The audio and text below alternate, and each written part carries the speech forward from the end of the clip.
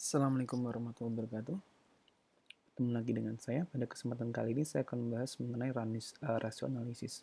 Di rasio analisis di sini nanti kita akan coba bagaimana menentukan rasio pada laporan keuangan perusahaan. Seperti di penjelasan di sebelum-sebelumnya, video sebelumnya, kita melihat bahwa rasio analisis di sini bagaimana kita bisa menghitung persentase tertentu dengan membagi akun atau kelompok akun dengan akun atau kelompok akun yang lain dengan tujuan tertentu. Misalnya tujuan menentukan profitabilitas, likuiditas, solvabilitas, dan lain sebagainya.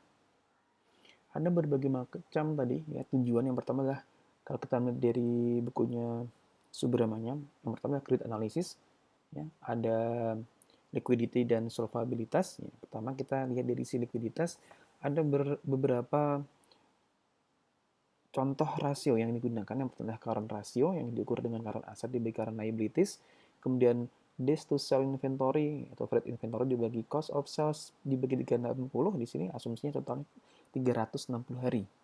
Days to sell inventory di sini ini ingin memperkirakan berapa waktu yang dibutuhkan untuk menjual inventory. Satu inventory itu berapa sih dibutuhkan untuk menjual. Kemudian asset test ratio ya, atau rasio cepat ya.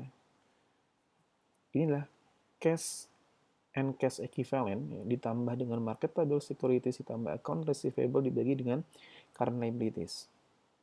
Ya, sedangkan collection period ya di sini average account receivable dibagi dengan sales per 360 hari. Di sini digunakan untuk melihat berapa lama yang digunakan waktu yang digunakan perusahaan untuk mengkolek account receivable. Jadi ada 4 ya contohnya di sini. Sebenarnya masih banyak lagi rasio-rasio yang digunakan dalam menilai likuiditas. Namun minimal kita tahu 4 jenis rasio di sini. Kemudian adalah capital structure and solvency. Di sini yang digunakan debt to equity, kemudian long term debt to equity, dan time interest on. Untuk total debt to equity, ya, rumusnya adalah total debt dibagi dengan total equity. Kemudian long term debt to equity di long term liabilities dibagi dengan shareholder equity. Kemudian time interest on di sini dihitung dengan income before income taxes and interest expense dibagi dengan interest expense. Di sini digunakan untuk mengukur seberapa besarnya EBIT ya apabila digunakan untuk membayar interest expense. Semakin banyak atau semakin besar nilai itu ya maka semakin bagus perusahaan.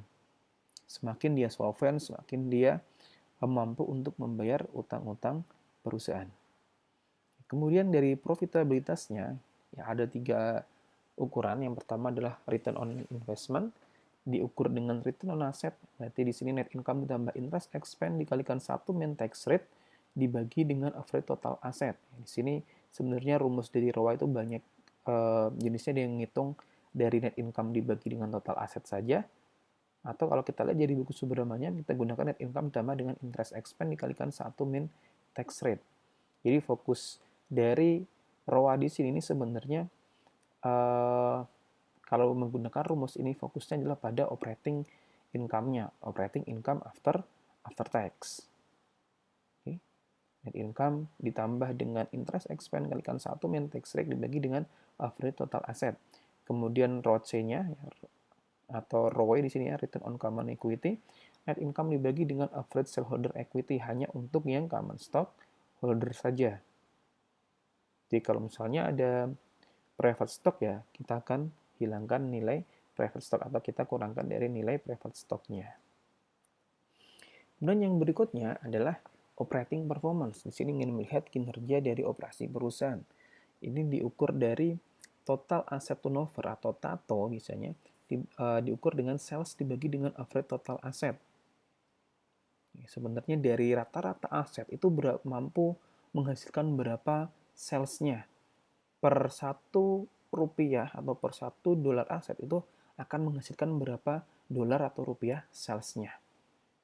Kemudian operating profit margin atau pre-tax di sini berarti income from operation dibagi dengan sales atau EBIT dibagi dengan sales. Kemudian net profit margin adalah net income dibagi dengan sales-nya.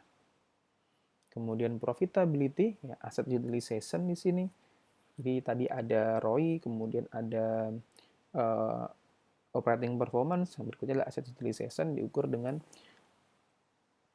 6 rasio di sini. Yang pertama cash turnover, sales dibagi dengan average cash and equivalentnya. Kemudian account receivable turnover, sales dibagi dengan AR receivable, inventory turnover, cost of goods sold dibagi dengan average inventory, working capital turnover, sales dibagi dengan average working capital, dan PPE turnover, sales dibagi dengan average property, plant, and equipment. Kemudian total asset turnover, sales dibagi dengan average total asset. Ini adalah beberapa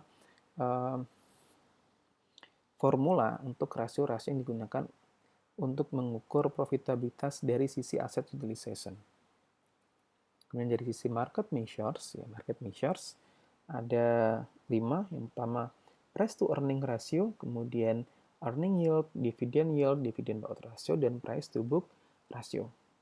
Ini yang biasanya kalau Anda melihat di summary financial statistik dari sebuah perusahaan, misalnya di Yahoo Finance, kemudian di Reuters atau di Bloomberg, nanti akan muncul akun-akun seperti ini. Price to earning ratio atau PER ya. Ini diukur dari market price per share dibagi dengan earning per share, kemudian earning yield adalah earning per share dibagi dengan market price per share, yang dibalik ya. Balik dari price to earning karena menjadi earning yield ya. PER menjadi earning yield, kemudian dividend yield, cash dividend per share dibagi dengan market price, dividend payout ratio adalah cash dividend dibagi dengan earning per share, dan price to book ratio berarti market price per share dibagi dengan book value per share. Untuk mengaplikasikan rasio-rasio di sini, kita akan coba menghitung rasio laporan keuangan PT ABC di sini ya, menggunakan Excel. Kita lihat.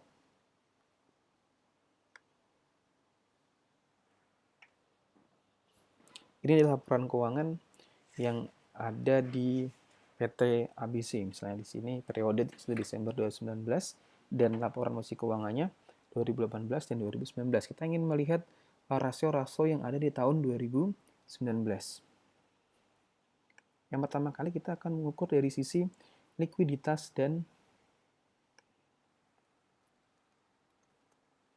ya, dari sisi kredit analisis, likuiditas, dan capital structure atau solvabilitasnya. Pertama likuiditas, tadi ada current ratio, kemudian ada acid test ratio, saya singkat dengan ATR, kemudian ada juga collection period, kemudian ada juga days to sell inventory.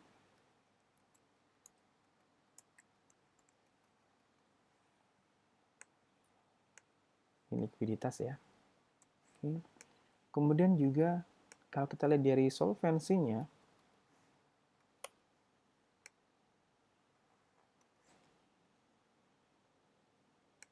yang pertama ada debt to equity, kemudian ada long term debt to equity, kemudian ada time interest earn ya, TA di sini, dan di profitabilitas ya, yang pertama saya menggunakan mengukur bagian ROI. Bagian ROI tadi ada ROA, kemudian ada ROCE, Return on Common Equity. Kemudian di bagian operating performance,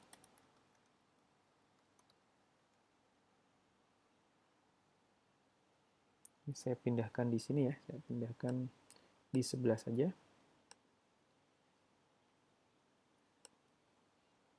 Operating performance, ada gross profit margin,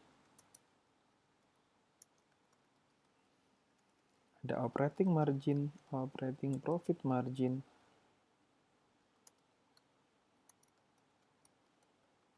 kemudian juga ada Asset utilization.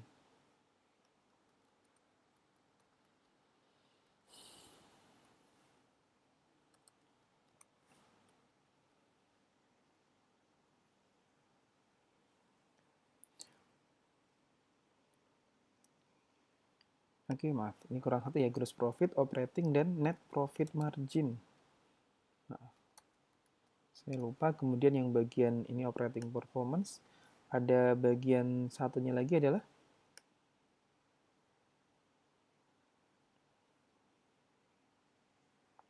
asset utilization. Asset utilization. Jadi kita ukur dengan cash turnover. Saya pakai cash TO. Kemudian AR turnover, inventory turnover, working capital turnover, PPA turnover, dan TATO, total asset turnover. Dan market measure-nya, saya misalnya ambil di sini ya. Oke, kalau nggak di sebelah sini, market measure.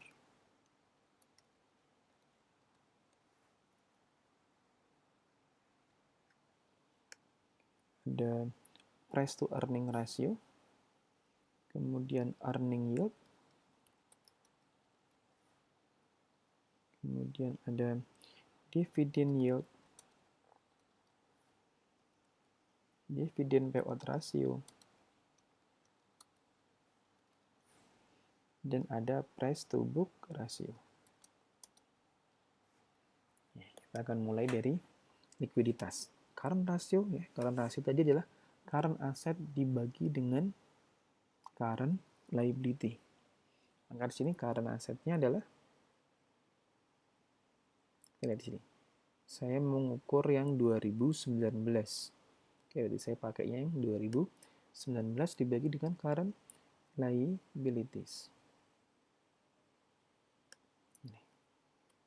Ketemunya saya pakai misalnya di sini 3,55.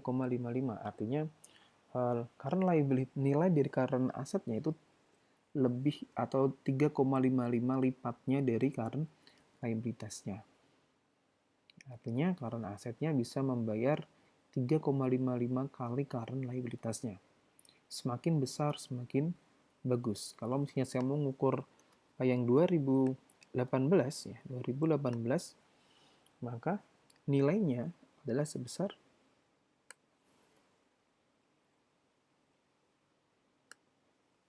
5,14. Terjadi penurunan. Maka tadi saya bilang di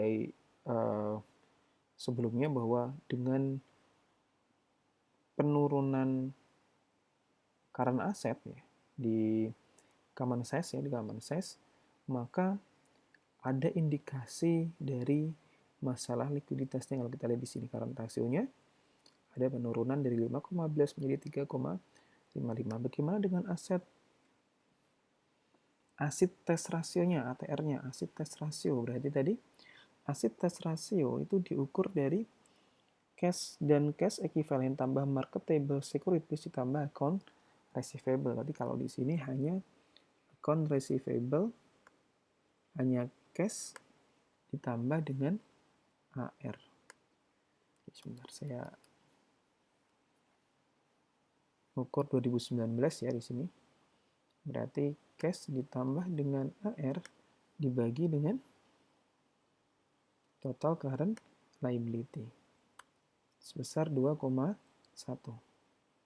Jadi kalau misalnya jatuh tempo, ya, perusahaan masih bisa menggunakan cash dan ekivalennya ditambah dengan AR, misalnya dengan menjual AR-nya, itu masih ada kemampuan membayar 2,1 lipat dari nilai current liabilitasnya. Kemudian collection period. Collection period itu diukur dari average account receivable dibagi dengan sales dibagi 360. Maka di sini saya akan ngitung average account receivable-nya, average-nya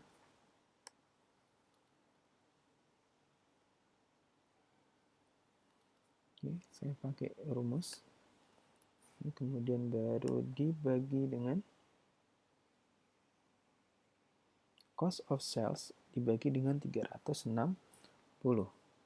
Cost of sales, COGS-nya,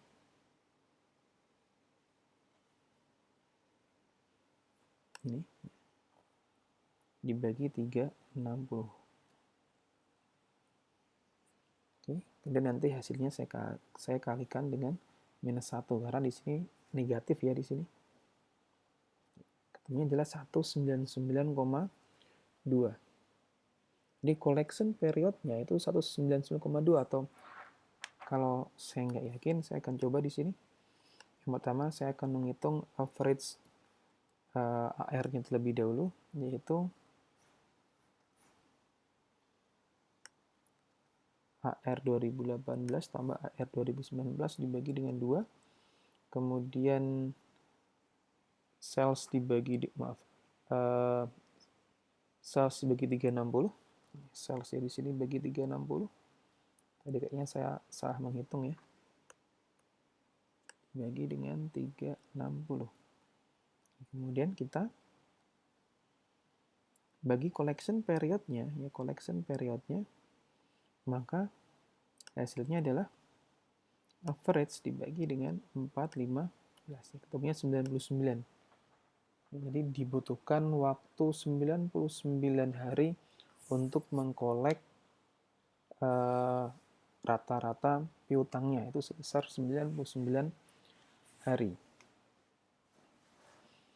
Berikutnya, berapa lama untuk menjual inventory? Kita hitung average AR-nya dibagi dengan cost of sales 360. Tadi average inventory-nya, average inventory. Kita hitung. Berarti inventory-nya 50 ditambah 48 dibagi dengan 2. Kemudian COGS dibagi dengan 360. Kan ketemu COGS-nya minus COGS di sini karena negatif bagi 360.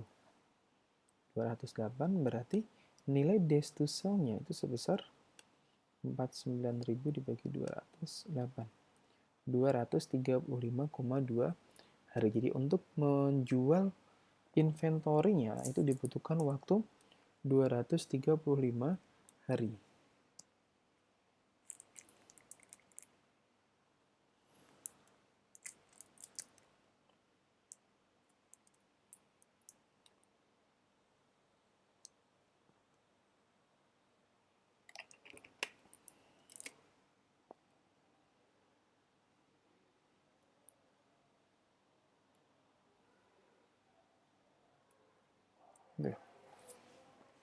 Kita lanjutkan lagi sekarang.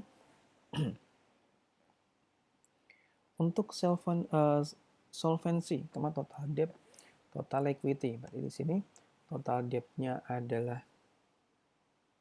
110 dibagi dengan total equity-nya 117. 0,94 ini di tahun 2019 ya.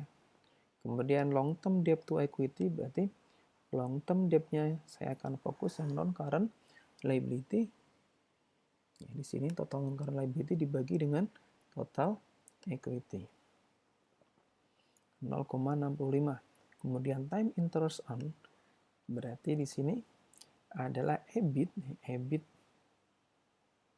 dibagi dengan interest expense.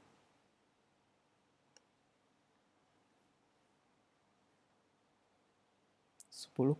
Jadi EBIT yang ada itu besarnya itu 10,2 lipat dari interest expense. Dan kalau kita lihat dari sisi profitabilitasnya, dari sisi return on investment kita hitung dari ROA, yaitu net income. Net income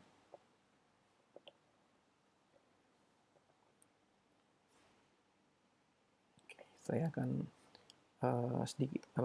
dikit-dikit ya, biar nggak salah hitung lagi. Misalnya saya akan ngitungkan rumusnya kan net income tambah interest expense kalikan 1 min tax rate. Saya akan kalikan interest dikalikan satu main text. Teksnya di sini 30%. Contohnya di sini teksnya adalah 30%. Kalau kita lihat di sini ya. Ya, itu 30% yang 0,3. Teksnya 30%, maka interestnya itu sama dengan interestnya tadi, interest expense 5.000 dikalikan 1 minus 0,3. Karena negatif saya kalikan minus 1. Nilainya 3.500. Sehingga untuk menghitung ROA adalah net income-nya ditambah dengan interest plus dikalikan dengan 1 min tax dibagi dengan average total asset. Average total asset. Oke, kita belum ngitung average total asset ya. Oke, berarti saya hitung dulu average total asetnya.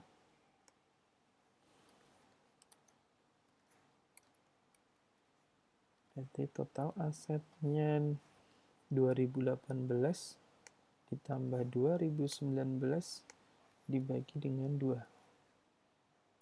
Sehingga ROA-nya sama dengan net income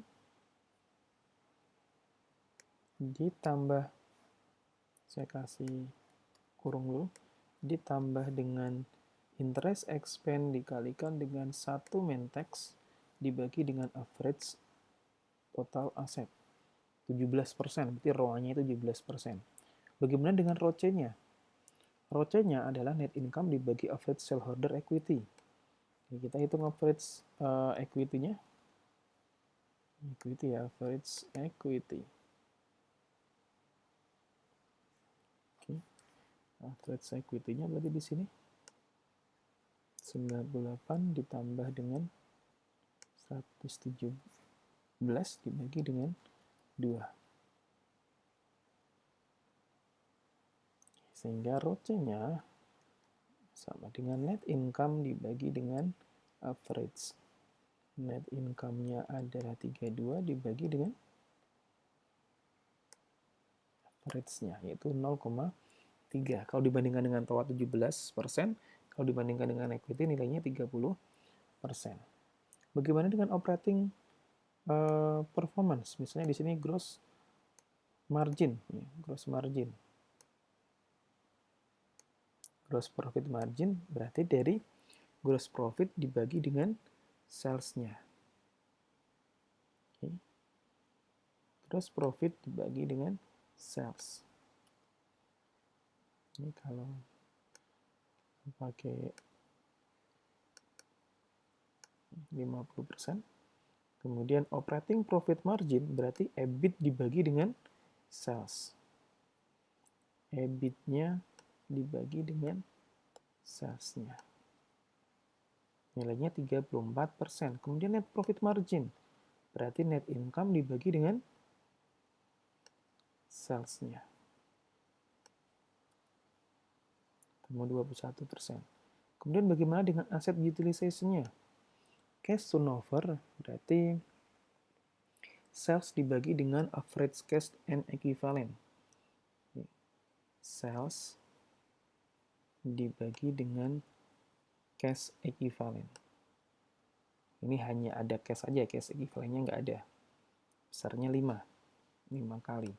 AR turnover-nya, ya, AR turnover berarti sales dibagi dengan average account receivable.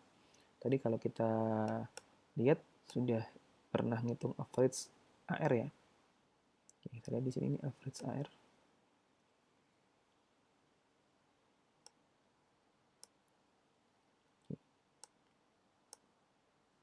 Maka di sini AR turnover-nya adalah sales dibagi dengan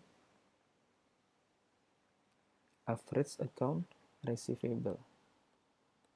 Average account receivable ketemu 3,61 inventory turnover. Tadi kalau nggak salah sudah ada average inventory. Oke, average inventory kita lihat dulu. average inventory. Saya copy di sini.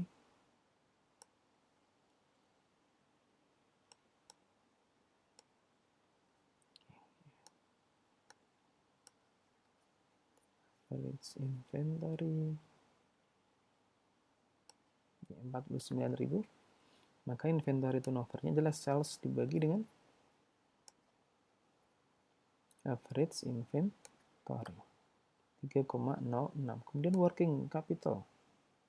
Working capital kita harus menghitung average working capital.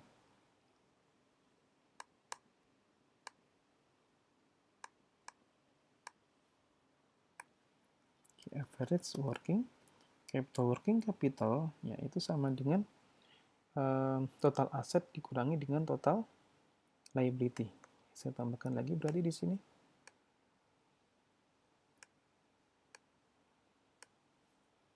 WC 2018 dan WC 2019. Working capital 2018 berarti current asset dikurangi dengan current liability.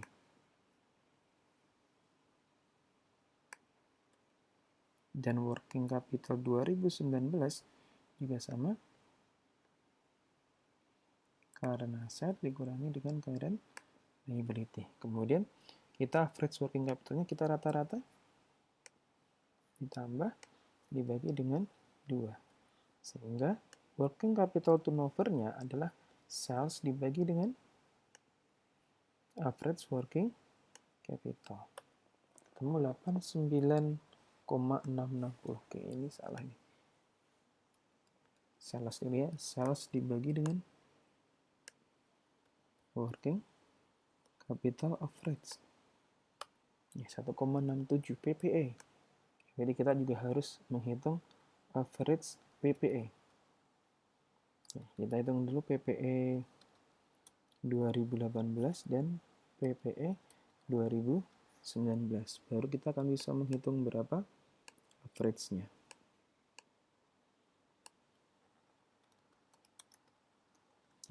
PPE 2018, kita lihat PPE-nya berarti terdiri dari land dan equipment.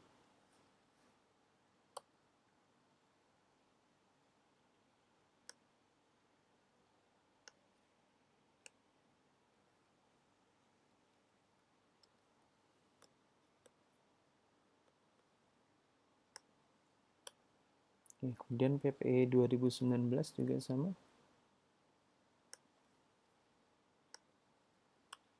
Kenapa saya jumlahkan? Karena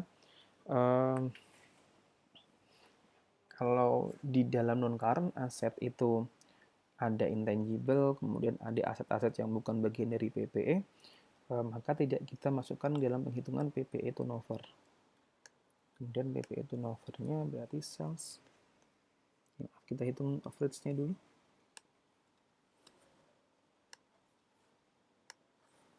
Dibagi dengan 2. Kemudian PPE turnover-nya sales dibagi dengan average PPE-nya. Bagaimana dengan tato juga sama. Kita cari average total aset dulu. Jadi berarti sama dengan total aset 18 ditambah 2019 ya, dibagi 2.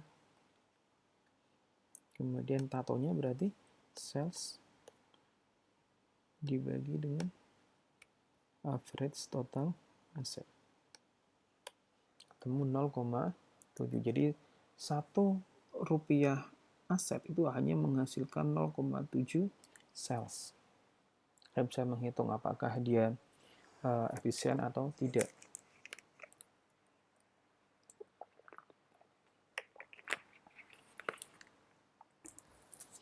Lihat lagi sekarang. Bagaimana dengan market measures? Kita menghitung price earning ratio. Kita hitung pertama kali adalah price saat ini diketahui ya, di sini 35. Kemudian saya akan menghitung di sininya adalah berapa earning per share-nya. Earning per share berarti adalah net income dibagi dengan outstanding stock-nya. Kita hitung outstanding stock-nya. Di sini outstanding shares-nya, yaitu kita lihat di sini common stock parnya 10 berarti 80.000 dibagi dengan 10 berarti ada 8.000 lembar.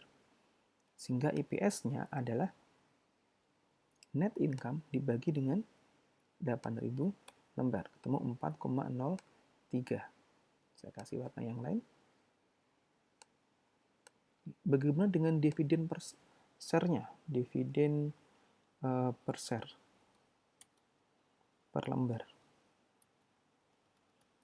Berarti dividen dibagi dengan 8.000 lembar. Ketemu 1,61. Saya kasih warna yang lain. Oke, ini adalah yang akan kita pakai dalam market measures. Yang pertama kali kita akan menghitung, saya pindah di sini market measures-nya.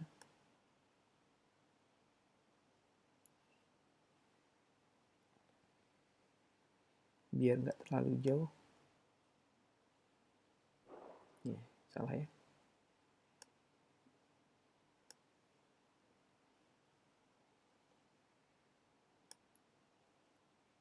Per, kemudian earning yield, kemudian dividen,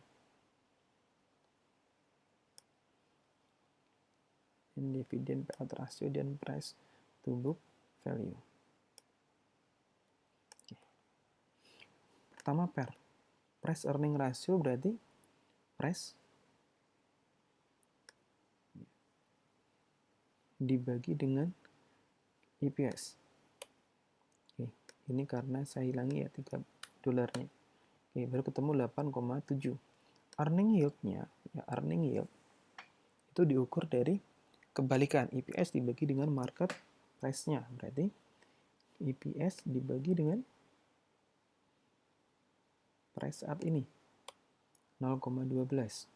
Kemudian dividen yield-nya, ya dividen yield itu diukur dari dividen dibagi dengan market price. Dividen dibagi dengan market price-nya 0,05, dan dividen payout ratio ya itu diukur dari dividen dibagi dengan EPS-nya, dividen per lembar dibagi dengan EPS, atau juga bisa diukur dari total dividen dibagi dengan net income. Dividen dibagi dengan net income. Jadi kalau saya pakai sama ya. 0,4. Kemudian price to book, maka kita harus menghitung berapa book value per share-nya. Book value per share itu diukur dari total ekuitas dibagi dengan outstanding stock.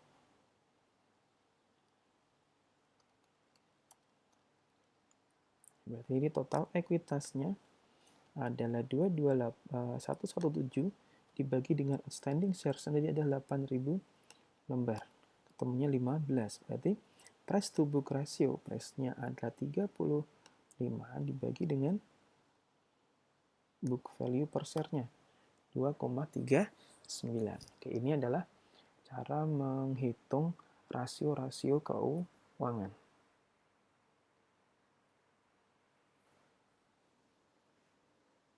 Oke.